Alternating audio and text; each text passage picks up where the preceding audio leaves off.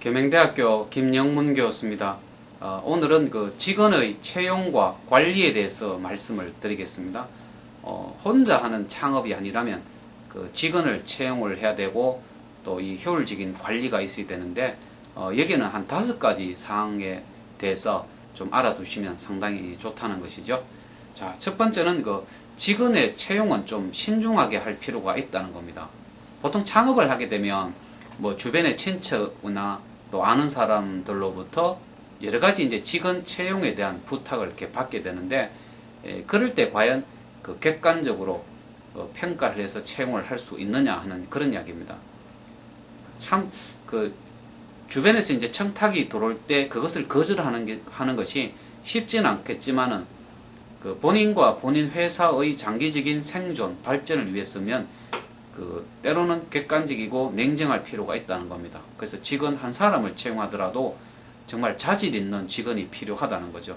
요즘 보면 뭐 장사가 잘 안 된다는 이유로 소위 말하는 이 아르바이트를 채용하는 경우가 참 많은데, 인건비는 조금 절감할 수가 있겠는데 과연 그 손님에 대한 서비스나 그 매출에 대한 기여도라는 측면에서 볼 때 과연 어떨까라는 것을 한 번 더 생각해 볼 필요가 있다는 겁니다. 그래서 우리가 일당백이라는 말도 있듯이 그 자질 있는 한 사람의 직원이 그 참 중요하다고 할 수가 있습니다. 그래서 이 직원의 채용은 정말 신중하게 해야 된다 하는 것이죠. 자, 두 번째는 그 업무와 어떤 판매에 대한 여러 가지 교육 훈련을 좀 철저하게 좀 해야 되겠다라는 것입니다. 처음에는 좀 능력이 없는 직원도 교육 훈련을 통해서 업무 능력을 향상을 시킬 수가 있습니다. 생산성을 높일 수 있고 그 회사의 경쟁력에 크게 기여할 수가 있다는 것입니다. 그렇게 본다면 그 직원을 채용하는 것이 중요한 것이 아니라 채용하고 난 이후에 끊임없는 교육 훈련이 필요하다는 거죠. 이렇게 생각하시는 사장님들도 계세요.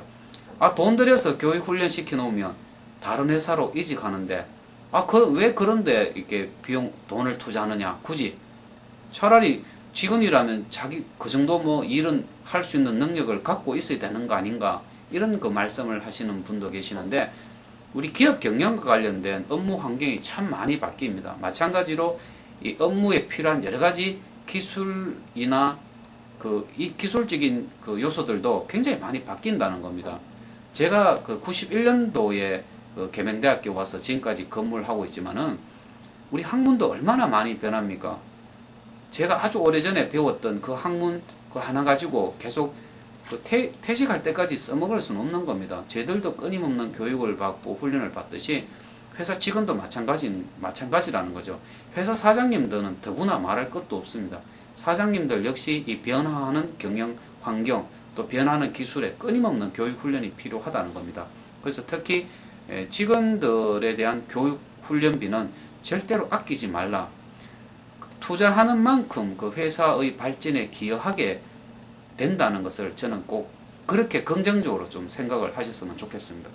자, 세 번째는 직원과 어떤 신뢰관계를 좀 구축하는 것이 필요한데, 그러려면 사장인 그 최고 경영자가 먼저 신뢰성이 있어야 되겠다라는 것입니다.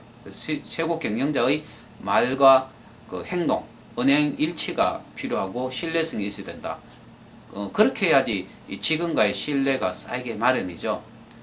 제가 아마 다른 동영상에서도 이렇게 언급을 했는 적도 있지만은, 직원들을 내가 월급 주는 사람이라고 생각한다든지, 필요할 때 내가 내 마음에 안 들면 내가 언제든지 해고할 수 있는 사람이라고 생각한다든지, 아니면 심지어 직원을 옛날에 머슴이나 이렇게 종으로 이렇게 표현을 한다든지, 그렇게 해서는 그 회사 경영자와 직원 간의 신뢰가 쌓일 수가 없는 것입니다. 그 직원도 우리 회사의 한 가족이다라는 것, 공동 운명체라는 것을 생각하면 나는 사장이고 너는 내가 월급을 주는 직원이고, 이렇게 생각해서는 상당히 저는 곤란하다는 생각이 있거든요.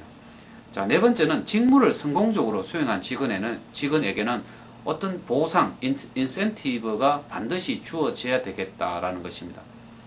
제가 알고 있는 어떤 그 인터넷 초등교육 포털 같은 경우는 그 유료 회원이 이제 10,000명 증가할 때마다 직원들에게 성과급을 주는 것을 봤는데요.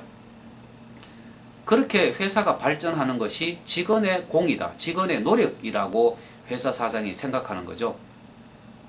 그렇게 생각하는 거 하고, 내가 당신들에게 월급 다 주고 이 회사 잘 되는 거 이 내 사장의 능력이 아니냐 이렇게 생각하는 거하고 직원들이 어떻게 받아들이겠습니까? 그래서 이 회사에 대한 성과를 직원들과 함께 공유할 수가 있어야 되겠다. 나눌 수가 있는 그런 좀 마인드가 있었으면 좋겠다는 것이죠.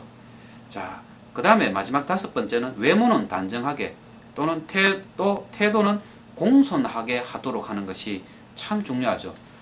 제가 가끔 뭐 편의점이나 일반 점포에 이렇게 방문을 하거나 이용을 해보면 손님이 오는지 가는지 크게 관심을 갖지 않는 직원들이 있는데, 이런 직원들의 상당수가 그 임시로 고용된 직원이거나 이 아르바이트 형태의 직원이라는 것이죠. 그렇게 했을 때 그 손님은 다시 그 점포를 찾지 않게 되는 것이죠. 그래서 이 복장부터 외모부터 태도를 좀 공손하도록 하는데, 이 역시 이제 보통 요즘은 이제 서비스 교육이라고 하지 않습니까? 이 서비스 교육 한 달에 한 번 정도만 시켜도 괜찮다는 겁니다. 그래서 오늘은 제가 이 직원 관리에 대해서 5가지 사항을 말씀드렸는데요. 한 번 더 이렇게 말씀을 드릴게요. 이 채용은 좀 신중하게 할 필요가 있겠다. 두 번째는 업무 및 판매에 대한 여러 가지 교육 훈련을 좀 자주 좀 시키면 좋겠다. 세 번째는 신뢰관계를 좀 구축하는 것이 중요하고, 네 번째는 그 성과가 났을 때 직원들에 대한 어떤 보상 혹은 인센티브를 지급하는 것이 좋겠다는 거죠. 그리고 직원들에게는 그 외모를 좀 단정하게, 태도를 공손하게 하도록 하는 것이 참 중요하겠다는 겁니다. 어떻게 보면 다 하는 이야기죠. 문제는 우리가 정말로 실천을 하느냐, 직원 관리를 그렇게 하느냐 안 하느냐의 차이죠. 이 제가 창업 쪽에 이제 이론을 쭉 이렇게 동영상으로 이제 이론도 제작하고 있습니다만은 많은 부분에서는 다 알고 있는 내용입니다. 근데 문제는 알고 있는 내용을 우리가 실천하느냐 못하느냐, 그 차이가 창업에 성공하느냐 실패하느냐의 차이로 바로 이어질 수가 있다는 겁니다. 우리 직원 관리 참 중요하거든요. 이 동영상을 들으시는 분들 도움이 되었으면 합니다. 감사합니다.